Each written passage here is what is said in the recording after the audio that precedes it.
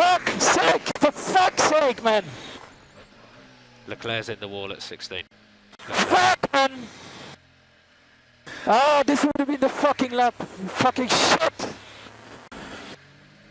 Yep, 1.5 up on the exit of 8. Yeah, fucked. It could be a chassis change, Mag, so yeah, and you got Lewis down in P7. Yeah, don't worry, mate. Yeah, oh, this is pissing me off. Just stay tight on the exit of 16. Stay tight.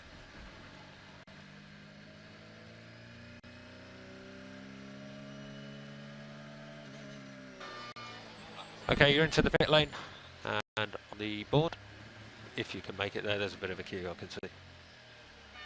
Hard luck, mate. That was on.